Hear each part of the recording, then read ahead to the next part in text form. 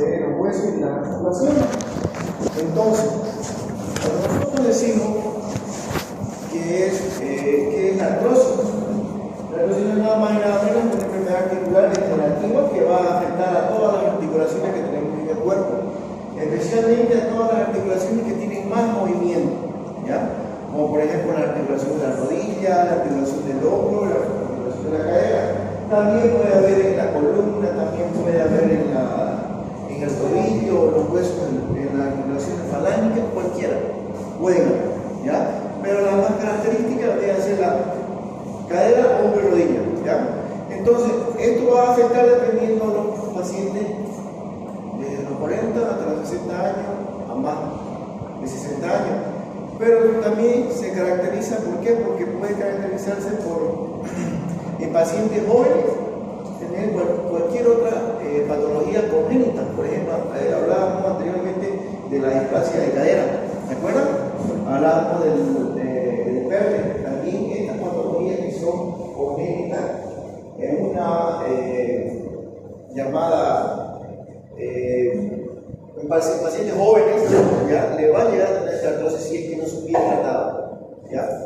Pacientes jóvenes, pacientes de 17, 18 años pueden llegar a tener esta artrosis, que vendría a ser una patología que siempre le da mayormente a las personas mayores, a personas que tengan arriba de los 60 años, ¿ya?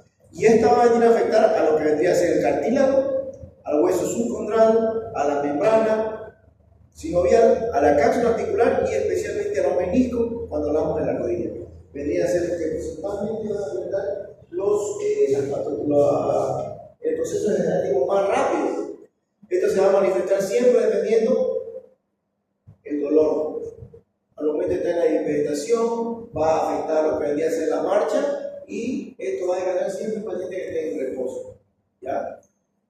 Vamos a comenzar con lo que vendría a ser el hombro. El hombro va a estar compuesta por 4 tipos de articulaciones: la glenohumeral, la acromioclavicular, la esternoclavicular y por último, ¿cuál vendría a ser esta última? La escápulo torácica. Esas vendrían a ser las 4 articulaciones que van a estar formando el hombro. Esta vendría a ser el tercer lugar de la frecuencia de todas las enfermedades degenerativas. Va a estar más en las mujeres que en los hombres. Va a haber una causa que puede ser llegar a tener una discapacidad paciente. Se puede clasificar entre primaria y secundaria. Las primarias pueden ser por la edad, puede ser netamente degenerativa. Cuando hablamos de las secundarias, puede ser que tengamos una patología que todavía se busca. Ejemplo, lesiones del manguito rotador, lesiones del supraespinoso, del supraespinoso, del subescapular. Podemos tener lesiones de Bankart también. Las lesiones de Bankart son las lesiones que vamos a tener aquí. ¿Qué se llama esto acá? ¿De acuerdo? Esta es la cabeza del hombro y esto qué es.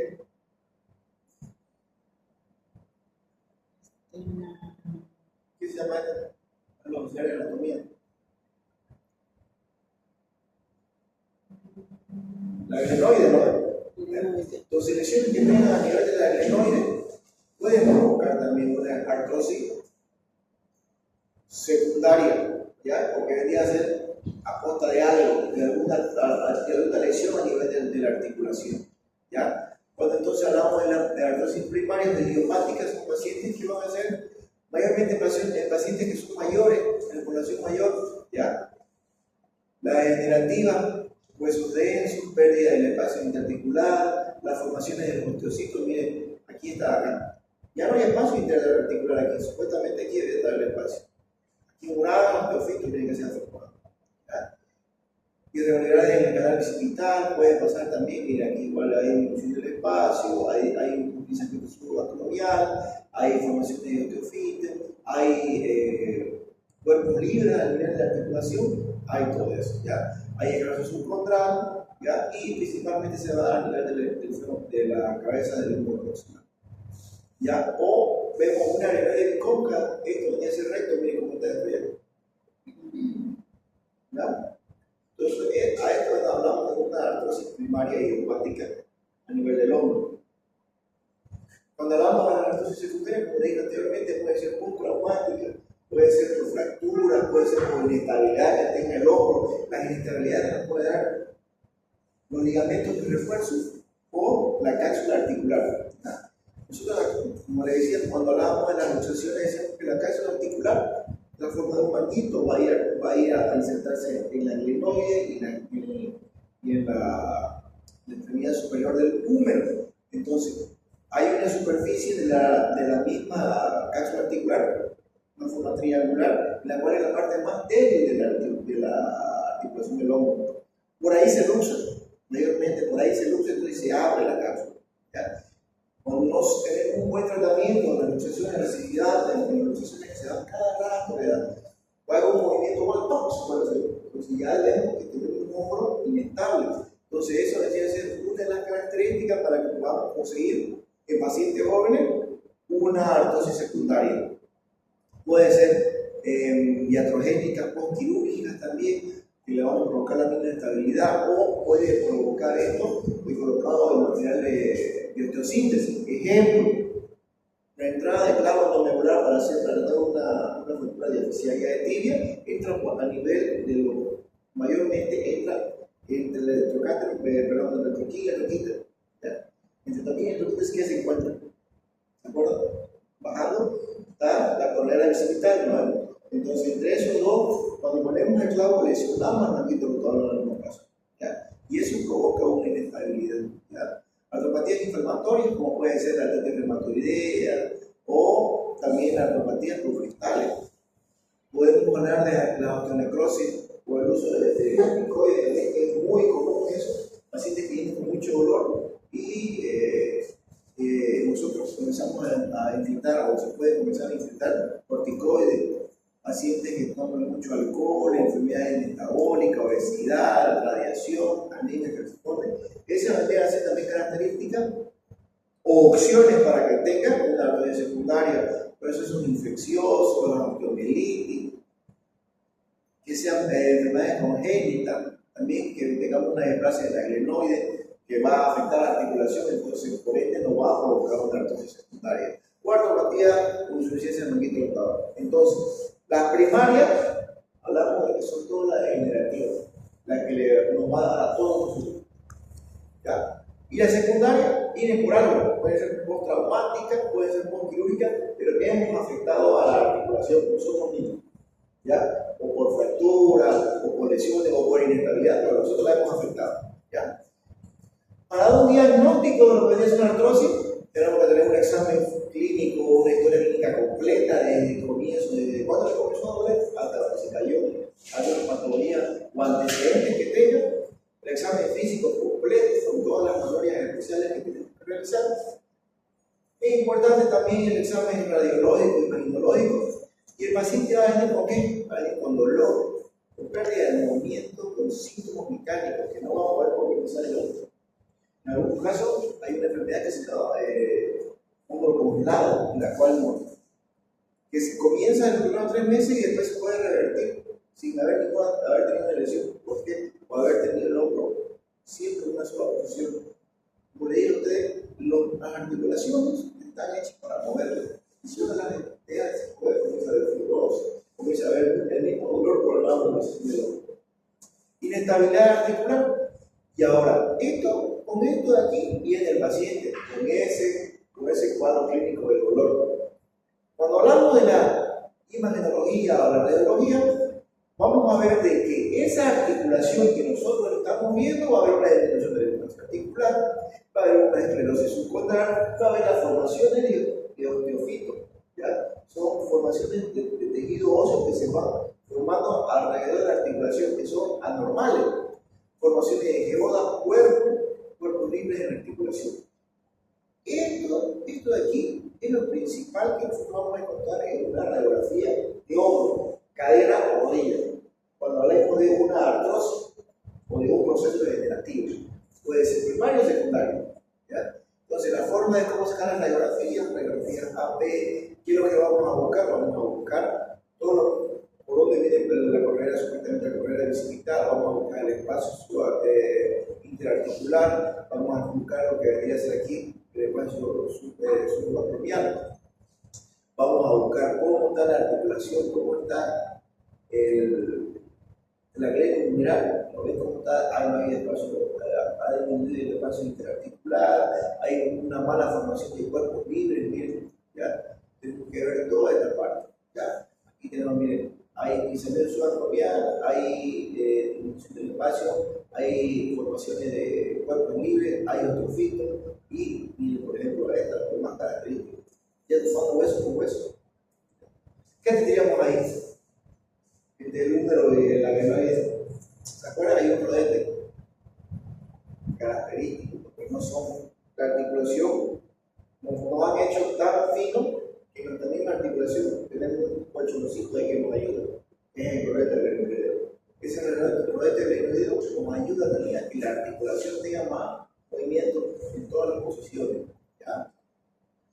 Tenemos la forma, vamos a sacar la radiografía para ver la radiografía axilar, para ver bien cómo está la destrucción de la articulación glenohumeral. En este caso solamente hablamos de la glenohumeral, que es la que tiene más movimiento.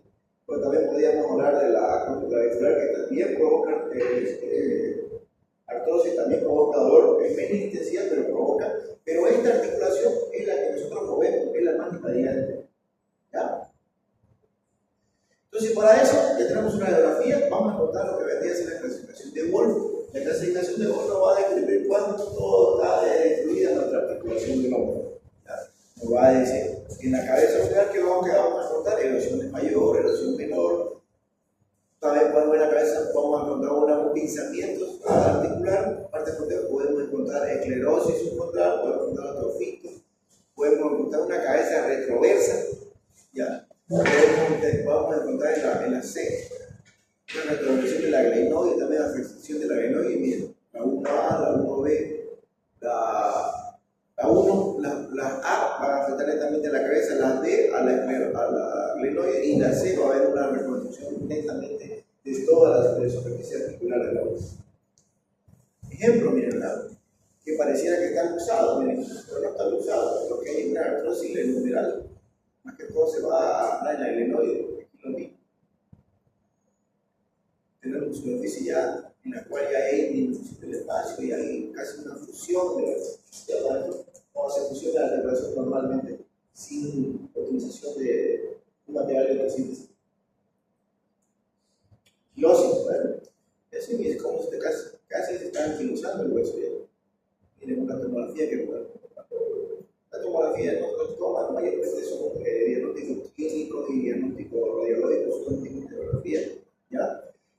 Y podemos hablar de tratamiento, proceso analgésico, antiinflamatorio, podemos comenzar a hacer infiltraciones también con corticoides a nivel del hombro, fisioterapia rehabilitadora, que es una de las salidas que podemos llegar a tener con el paciente antes del proceso final. El proceso final es colocado de una prótesis de hombro, puede ser prótesis parciales, puede ser prótesis totales, puede ser prótesis retroversa, eso dependiendo, se va a valorar dependiendo de qué tan bueno tengamos el manguito rotador. A que se den cuenta, entonces el manguito rotador es la parte más importante que tiene la articulación glenohumeral. Vamos entonces con las artrosis de cadera, compuesta de la articulación acetabulo-femoral. En la segunda, en la frecuencia de patología degenerativa, la prevalencia va a aumentar dependiendo de la edad, mayormente en las mujeres y los hombres, y la causa de la incapacidad funcional. Es la segunda de todas las articulaciones que va a progresar. Y ahí podemos hablar de primaria y de secundaria. Se clasifica igual que en el hombro, puede ser artrosis primaria o puede ser artrosis secundaria. Si nosotros presentamos una artrosis o una artrosis de cadera, vamos a decir, puede ser secundaria, puede ser primaria. Dependiendo de qué sea. Las primarias son degenerativas netamente completas. No existe antecedente a alguna afección previa que haya tenido. Eso quiere decir que no tenemos antecedentes que se hayan fracturado, no tenemos antecedentes de alguna infección, no tenemos antecedentes de una luxación. ¿Ya? Primarias, sin antecedentes de nada. La secundaria puede ser luxaciones traumáticas, puede ser necrosis vasculares o el PERTE, puede ser por las displasias de cadera, puede ser por la fisiolisis de la cabeza. Tiene que haber algo para que nos provoque, puede ser por fracturas mismas del fémur proximal que nos puede llevar a la necrosis femoral de la cabeza. ¿Ya? De ahí hay duda de eso, ¿no? Que si yo le pregunto el martes en el examen esto, usted me tiene que responder. Características del primario. ¿Sí? Lo estoy diciendo ahorita, no para que esté renegando, le estoy buscando en el mismo examen, en el ahí. ¿Ya? Sí, ahorita lo acabamos esto, le voy a decir cuándo va a ser el examen. La próxima semana ya se acaba todo esto. Entonces, la clínica, el paciente va a venir con dolor en la zona inguinal, va a haber dolor con un bloqueo articular y va a haber pérdida de fuerza en las piernas, característico, artrosis de cadera sin antecedentes de trauma. Si el paciente viene a la consulta y le dice a usted, dolor, ¿sabe cuánto me duele mi cadera? Hace tiempo que me duele mi cadera. También un poquito y me duele. Señora se cayó, señor se cayó. ¿Tuvo algún golpe? ¿Algún trauma? No. Listo, ya está. Antecedentes de haberse caído algo, alguna vez, alguna luxación, algo, nada. De la nada me comenzó a doler. ¿Puede caer o va a columna? ¿Ya? Entonces, ¿qué es lo que vamos a pedir específicamente siempre? Rayos X de estéreo, ¿ya? Una panorámica de estéreo para ver toda la articulación. Vemos la articulación, vemos acá y vemos acá. Aquí, miren, parece que es un vértigo. Parece que fue un hipertenso. Miren, una deformidad completa de la articulación femoroacetabular. ¿Ya? Todo está derecho. Aquí, ¿qué es lo que vamos a encontrar? Vamos a encontrar disminución del espacio articular, vamos a encontrar un trofito, vamos a encontrar el hueso subcondral está completo. Miren, eso blanco ya es un pinzamiento subacromiano. Es un pinzamiento de estabulofemoral, ¿ya? Y aquí peor también aquí lo van a ver bien completo. Todo lo que vea blanco ya es artrosis. Porque el tiene que verse así, ¿sí? Un espacio interarticular, ¿ya? No hay formaciones de geoda, no hay formaciones de trofito. Y el hueso subcondral no hay. Y aquí también, ¿ya? Tengo una característica de una cadera artrósica. Entonces encontramos disminución del espacio, esclerosis subcondral, las formaciones de trofito, la geoda y los cuerpos libres que podemos ver. Aquí, ¿qué piensan ustedes? ¿Cuál es esta en secundaria? Primera secundaria, una artrosis secundaria. La del medio, ¿por qué piensan? Porque aparentemente aquí podemos ver que puede haber tenido una lesión antes, ¿no? Una lesión de una necrosis vascular. Puede ser una necrosis vascular infecciosa o no, hubo una necrosis y se nota. Porque una artrosis de cadera normal es así, o así. Esta tiene una característica, un diente forma, ¿ya? Debe tener acortamiento del miembro también, el señor debe dar buenos señales, porque miren, puede dar una. Sí. Y el tratamiento analgésico, antiinflamatorio, podemos llegar a las infiltraciones guiadas con ecógrafo, ¿ya? Porque la articulación de la cadera está muy más profunda y depende de si es gordito el paciente o no también. Tenemos que tener un buen ecógrafo, una buena aguja para poder llegar a toda la articulación. Y por último, la cirugía que vendrían a ser las artroplastías de cadera. Pueden ser parciales, pueden ser totales, dependiendo, puede ser de la característica. Y bien, tenemos una artrosis, aquí tenemos una fractura. ¿Qué tipo de fractura es esta?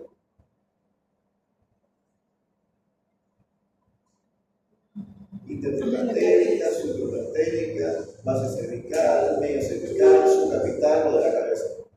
De la cabeza. Medio cervical, casi subcapital, miren la fractura. ¿Ya? Casi subcapital. Aquí también tenemos artrosis, pero la que nos interesa es esta, porque está fracturada. ¿Ya? Aquí también, miren, tenemos hecho en la cabeza. Aquí puede ser que sea una secundaria también. Puede ser. ¿Sabemos cómo puede ser? Miren cómo está esa cabeza. Casi fusionada, casi anquilosada la cabeza. Entonces, tratamiento, prótesis de cadera. Tengo una prótesis de cadera total, ¿Por qué total? Porque vamos a reemplazar la cabeza femoral con este componente protésico y vamos a reemplazar el acetábulo. Vamos reemplazando ambas estructuras articulares y aquí tenemos una prótesis parcial. ¿Por qué parcial? Porque solamente hemos reemplazado la cabeza femoral, porque esta es una prótesis bipolar. Puede haber varios movimientos, ¿ya? Que al final llega a ser como una prótesis parcial o un solo movimiento. ¿Por qué? Porque esto comienza a fusionarse, ¿ya?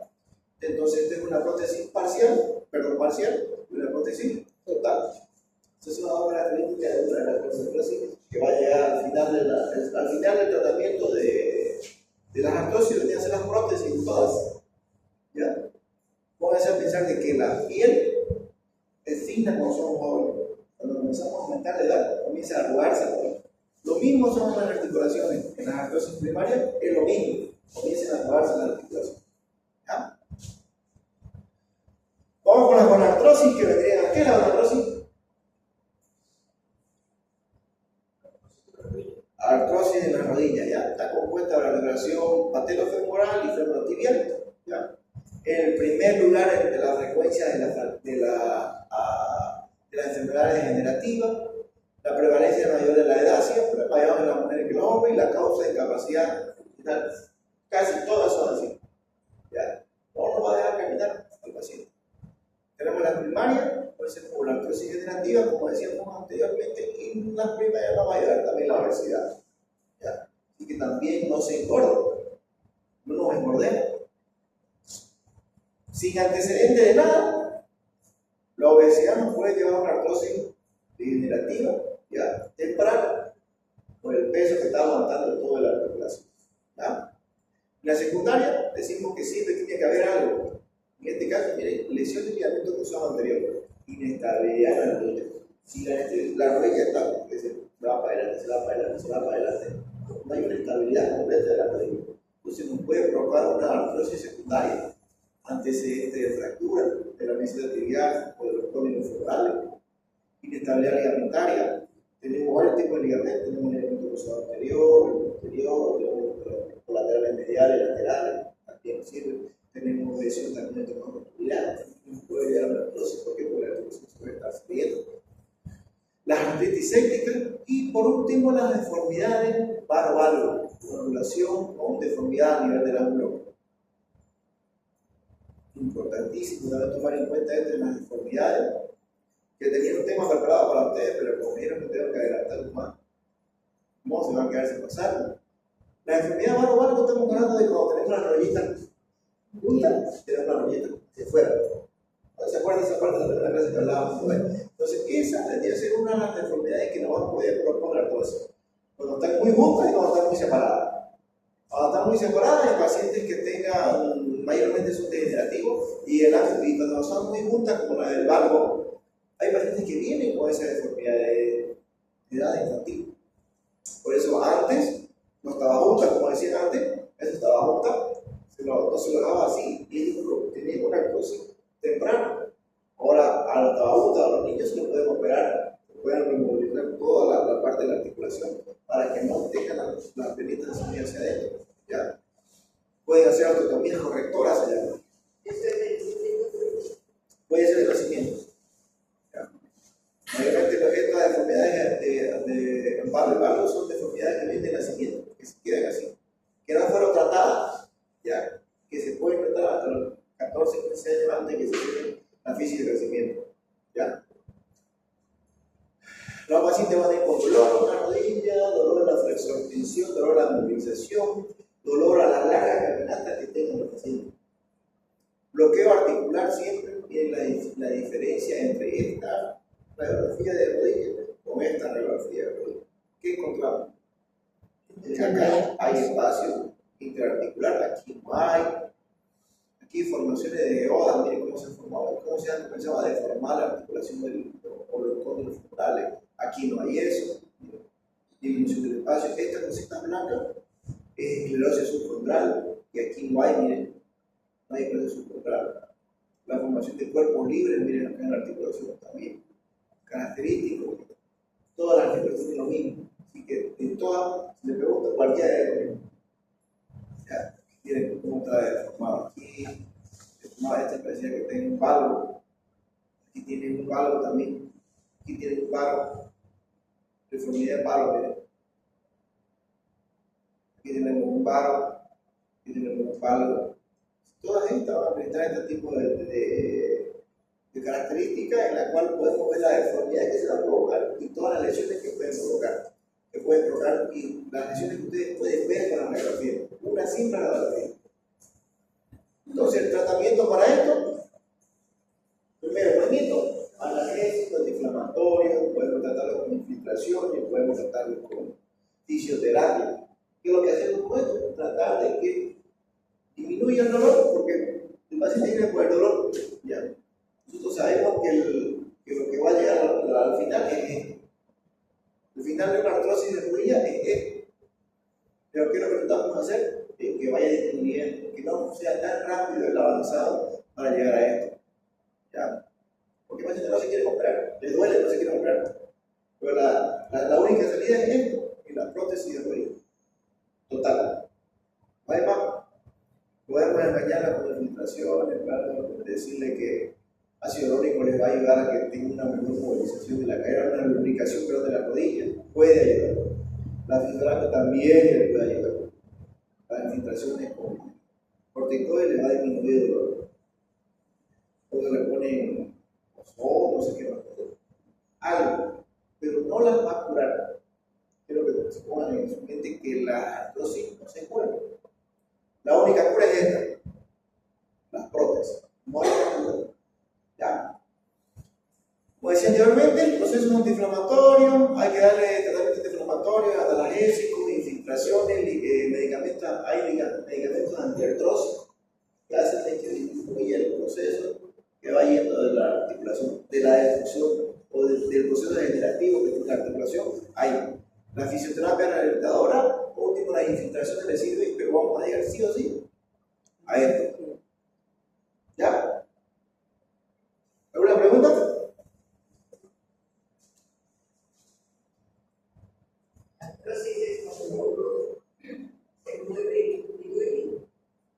Sí. Dependiendo que si estamos hablando de una secundaria, sin ofender ni decir nada, por ejemplo, si usted no ha tenido una patología anterior de trauma, de una inestabilidad, a usted le va a tener unas artrosis primarias, ¿ya? O va a estar instaurada en usted una artrosis primaria de cualquier sea la artrosis. Y usted va a comenzar a decir, me duele más la cadera, me duele más de lo que pasaba hace 10 años, no le dolía nada. No, ahora tampoco. Pero, o sea, yo suponiéndole, no le estoy diciendo que. Yo camino alto, pero lo que he notado últimamente es decir aquí, porque no me duele, pero me molesta. Ya es una molestia eso. Ya. ¿Perdón? Sí.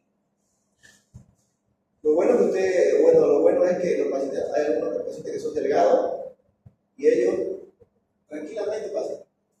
Pero los pacientes que son gorditos, ellos sí. Van rápido, comienza a ver la destrucción. Yo me dice que la persona que conocía no necesitaba. ¿Perdón? Ya me dijo, en mis últimos días no soy candidata a ninguna operación. Yo creo que puede ser porque es delgado. Bueno, vamos al último tema que debería ser un tema creo, no nos gusta este tema porque debería ser la osteopenia, que es un proceso infeccioso a nivel del hueso.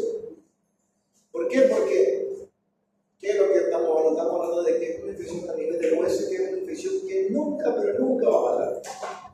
Puede disminuir, la carga viral o la carga bacteriana la podemos disminuir, pero sigue estando ahí, no se va a ir nunca. Así que un paciente que tenga una infección del hueso vive hasta la tumba con eso. ¿Ya? Estamos hablando que es un proceso infeccioso que va a provocar tejido óseo y va a alterar morfológicamente y fisiológicamente el hueso. Esa es la característica neta. Proceso infeccioso o proceso inflamatorio infeccioso es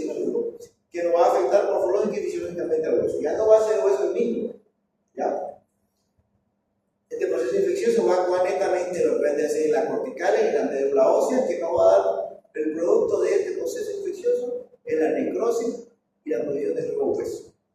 ¿Ya? La etiología es más frecuente en la infancia, ¿ya? A no ser que el paciente tenga una fractura expuesta que pueda provocar, o paciente que tenga la carga viral o que tenga el sistema inmune disminuido.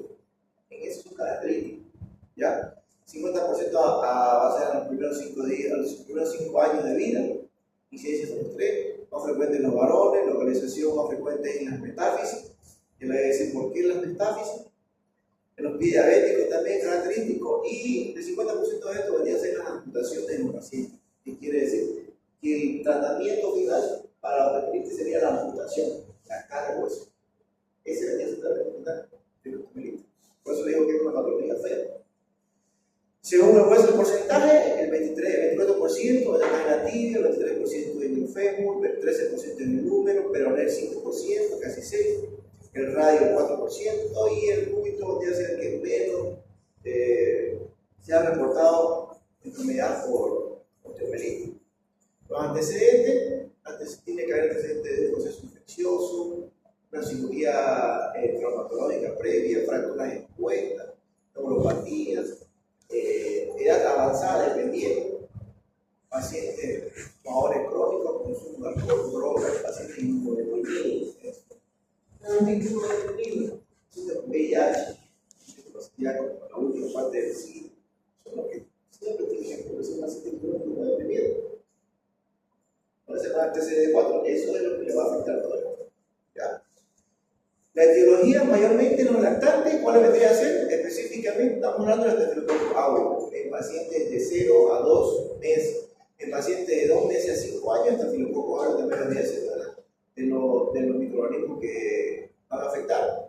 Y en pacientes mayores hasta los 5 años también. Siempre vendría a ser estafilococcus aureus, pero dependiendo de cada uno de ellos. Por ejemplo, aquí podemos hablar de las cándidas. En los mayores de 5 años estamos hablando que puede ser otro patógenos como el biógenes específico también, y anófelos influenza. Esos son etiologías de los pacientes de cuál vendría el microorganismo que va a afectar siempre y va a provocar la osteomelitis. Estafilococcus aureus, que se van a encontrar donde se encuentra esto. Ahorita ustedes van a lo pillan eso. Que no les provoca procesos infecciosos. La piel, ¿no? Estafilococcus aureus lo pillamos en la piel. Miren, para que se den cuenta, algo que nos protege por afuera, por dentro nos provoca el proceso infeccioso. Ahora aquí, la vascularización del hueso es importante y importantísima.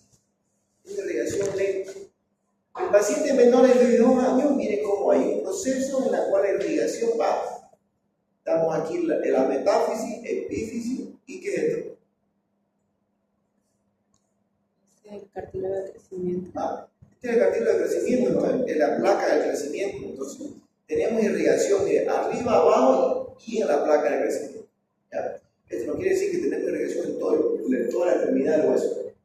En neonatos y menores de 1 año. Cuando pasamos de 2 años hasta los 16, esa irrigación se corta. Solamente la irrigación llega hasta antes de la placa de crecimiento, de la metáfisis, ahí se queda. Va irrigando, y ahí va revoloteando. Una circulación lenta, raciforme se llama. ¿Ya? ¿Sí? Cuando pasamos a edad adulta, cuando la fisis de crecimiento se cierra, vuelve a pasar meridiana la sangre. Vuelve a pasar a la metáfisis, vuelve a haber irrigación otra vez. Ahora, en este momento de acá, es característico los procesos infecciosos. ¿Ya? ¿Por qué? Porque la bacteria va a ir al lugar donde hay más irrigación. ¿Ya? Donde hay más irrigación. Entonces vienen aquí a la metáfisis. Aquí se instaura. Entonces, se va a instaurar siempre los procesos infecciosos cuando usted vaya a entrarse en la cuenta que los niños que tenían osteomelitis siempre en las metáfisis, porque es donde hay más irrigación. ¿Ya? Y en los varones en las diáfisis. Siempre practico en las diáfisis. En los niños en las metáfisis y esto en los adultos en las diáfisis. ¿Ya? Según el tiempo de evolución, la podemos clasificar en una enfermedad que puede ser aguda, puede ser subaguda puede ser crónica. Cuando hablamos aguda, tienen que tener de 15 días. Cuando hablamos de artrosis, estamos entre los 15 a 20 y mayormente la forma en cómo nosotros lo encontramos la osteomielitis es la forma crónica, mayor a 21 días. ¿Ya? Si es una patogenia, vamos a decir que cómo se va a transmitir la infección al hueso. Puede ser de vía hematógena, por continuidad o por inoculación directa. Hematógena, porque tenemos un proceso infeccioso ya instalado en otro lugar. Puede ser en la garganta, puede ser, no sé, puede ser infecciosa, puede ser un proceso infeccioso urinario, gastrointestinal, respiratorio, cualquiera. Hematógena, que puede disminuir la baja, puede disminuir la defensa del cuerpo, la inmunidad, y puede llegar a afectar a alguna articulación. Puede provocar una artritis séptica o por ende una osteomielitis. ¿Ya? Por continuidad, ejemplo, fracturas expuestas. Fracturas expuestas le va a meter un microorganismo adentro y puede llegar a lesionarse y puede llegar a provocarse una osteomielitis a nivel de la fractura, a nivel donde fue la fractura. Por continuidad. Por manipulación directa, metimos todos esos microorganismos que tenemos en la piel, los metimos adentro. Y el hueso no pudo también. Entonces, podemos también tener osteomielitis por estas tres vías: hematógena, por continuidad o por inoculación directa. Ahora, esto lo podemos combinar según los conceptos que dijimos anteriormente, lo podemos combinar principalmente con una osteomielitis hematógena crónica. Son características que siempre mayormente son hematógenas. Pacientes que como deprimidos, hematógenas. Por continuidad, pacientes mayores, pacientes ancianos, son características de tener una patología en la piel. La celulitis. Las celulitis son características. ¿Ya? Las celulitis son a nivel de la piel, ¿no? Sino que están todos siempre en la piel. Hay pacientes que llegan o con artritis séptica, viejito, con artritis séptica o con osteomielitis. Por continuidad. Y uno no sabe por qué. No hay una forma como esta, pero llega. La inmunidad baja. ¿Ya? La clasificación de fines de males nos va a decir cómo va a estar nuestro hueso, cómo va a estar afectado, de forma anatómica y de forma fisiológica. No va a llegar, de forma anatómica no va a llegar al conducto medular, puede ser superficial, puede estar bien localizado, puede ser difuso. Y fisiológicamente estamos hablando que la inmunidad va a comenzar a disminuir, la probabilidad va a disminuir, la capacidad mínima que tiene el hueso va a comenzar a afectarse. Entonces, como decía antes, aquí está la irrigación leve, aquí está el proceso infeccioso, aquí está la metáfisis y aquí está la irrigación. ¿A ver? Miren, aquí está el proceso infeccioso, aquí está el proceso infeccioso y vamos pensando a ver. ¿Y cuáles vendrían a ser las características? Que esta irrigación del hueso va a ser un flujo lento, un ambiente ideal para el microorganismo, porque hay mucha irrigación, hay mucha alimentación para la bacteria, y va a ver que el foco bacteriano va a aumentar. Es un caldo de cultivo. Lo mismo que hacía con la doctora Chile, ¿se acuerdan? Lagar bosque, lagar eso mismo. Lo mismo es un caldo de cultivo aquí.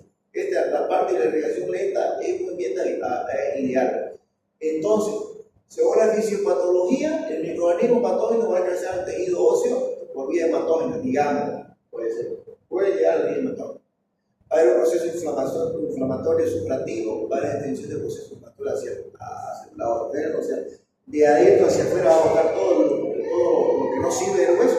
¿Ya? Va a haber la formación del involúcro, va a haber la formación del secuestro y la formación de la fistulización. Quiere decir que todo esto se va a formar del proceso inflamatorio. ¿Qué es el proceso inflamatorio aquí? Va a comenzar a destruirse por dentro del hueso, va a comenzar a destruirse por dentro, va a comenzar a formar un secuestro, el involucro y por último va a haber una fistulización. Quiere decir que todo lo que se pudrió adentro va a buscar un lugar donde salir y se va a fistulizar. Entonces, todos los pudres que tenemos adentro, todas las destrucciones que tenemos del hueso, vamos a buscar dónde salir. Por eso se forma la cloaca o la fase de la fistulización del hueso. ¿Ya? Entonces, las 5 etapas para una osteomielitis debería ser el proceso inflamatorio, el proceso o la fase proliferativa, la formación del secuestro, el involucro, el acceso periódico y por último la fistolización. ¿Ya? Son las 5 fases de la osteomielitis. Pregunta de examen. ¿Ya? Entonces, según la fisiopatología, cuando tenemos un material de osteosíntesis que nos provoque también que nosotros estamos metiendo, ¿no ves? Lo estamos metiendo por continuidad. ¿Ya? Esto ya lo estamos metiendo el material de osteosíntesis que está infectado.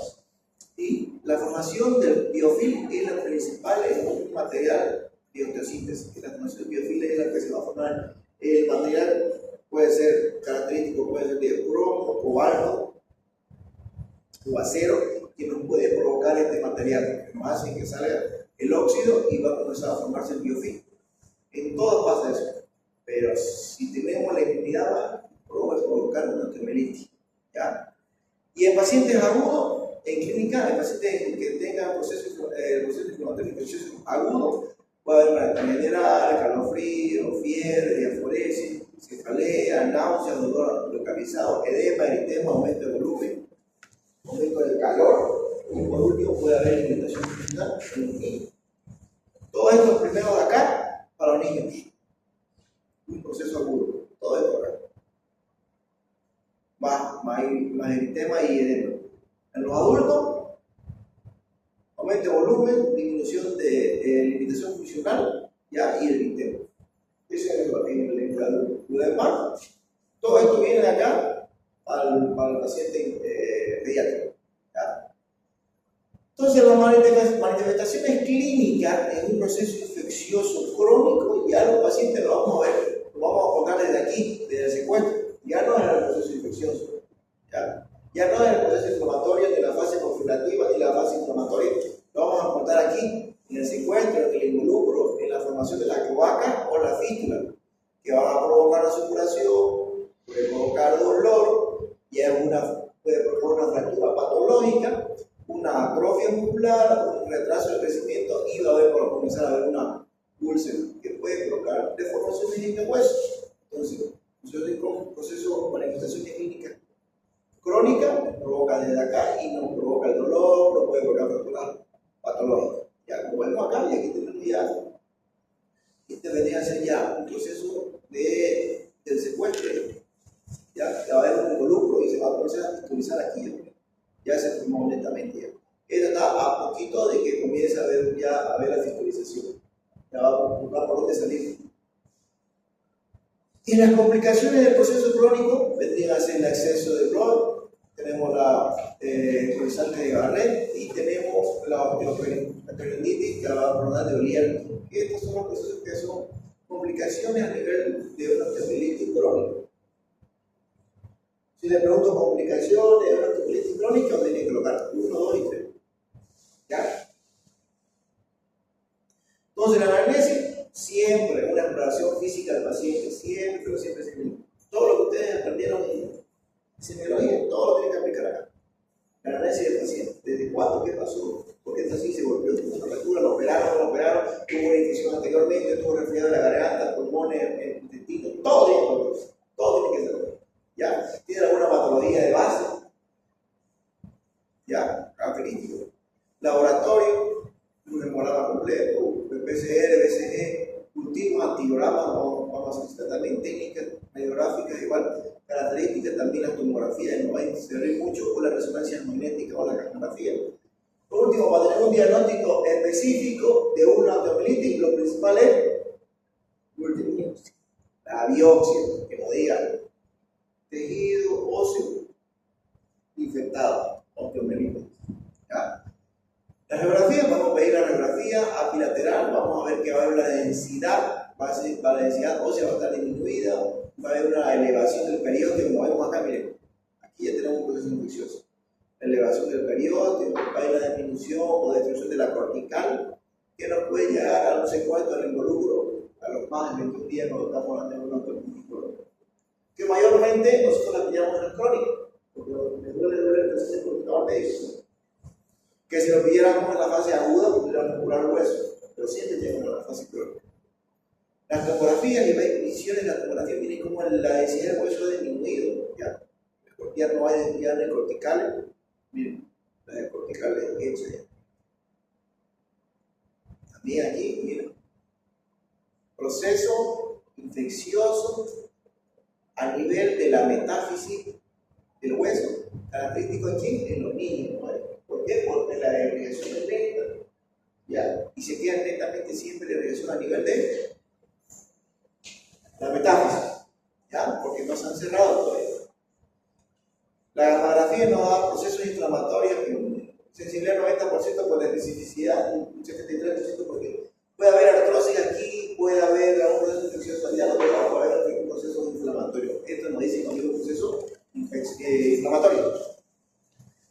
Diagnóstico definitivo, biopsia, entrar, curetear el hueso y sacar una muestra para dar un diagnóstico completo, ¿ya? Diagnóstico diferencial con osteomielitis vendría a ser la artritis séptica. Cuando hablamos de la artritis séptica, ¿cuál diagnóstico diferencial con esto? La osteomielitis. Entonces, estamos ahí. ¿Cuál es el tratamiento? 2 por 5 siempre entrar, limpiar, lavar todo ese proceso infeccioso que tenemos, perdón. Todo ese proceso infeccioso hay que limpiar, lavar y sacar todo eso. Los pilares, debrigar un proceso quirúrgico, diagnóstico preoperatorio, la obligación del espacio muerto, hay que limpiar todo, hay que poner antibiótico terapia para profiláctica hasta saber cuál es el microorganismo que nos va a hacer en el cultivo que vamos a hacer de la cirugía. Siempre mejor es entrar, debridar el hueso, sacar todo lo que no sirve, sacar muestra para el cultivo y sacar muestra para la biopsia. Sabemos que tenemos cuando entramos a esto, nosotros sabemos que no nos cumplimos. Pero hay que documentar, todo hay que documentar. ¿Ya? Entonces la cura de esto es sacar la porción del hueso que está infectado, que ya está con la patología instaurada, en la osteomielitis, porque no va a dar en la amputación, el retiro de ese fragmento. ¿Ya? Y eso sí se puede contaminar. Puede contaminar toda la metáfisis, con toda la diáfisis, como por ejemplo aquí, miren. Aquí comenzó el proceso infeccioso y miren, todo el hueso ya está bien. Hemos muerto como una chalana, ¿sale? Todo ese proceso aquí se está curando. Aquí tenemos ya el proceso ya crónico de fistulización de las cloacas y la fístula. Ya está lo último. ¿Cuál es el diagnóstico de tratamiento quirúrgico? El drenaje, el enrolamiento, el cierre completo de la herida y establecimiento de la fractura que se provocó.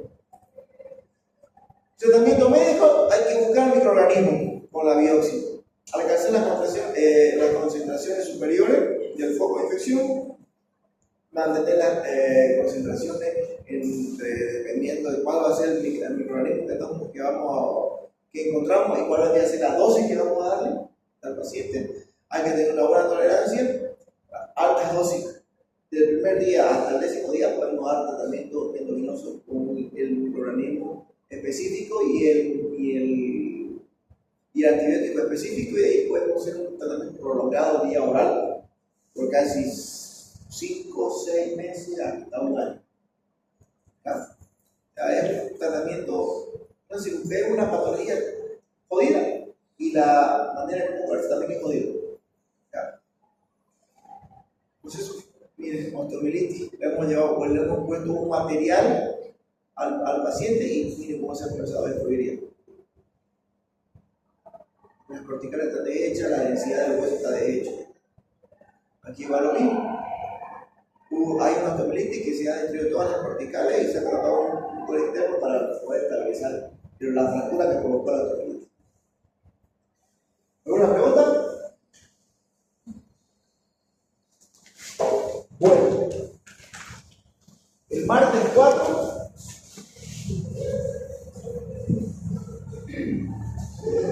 del 11 del 25. Martes 4. Examen. Segundo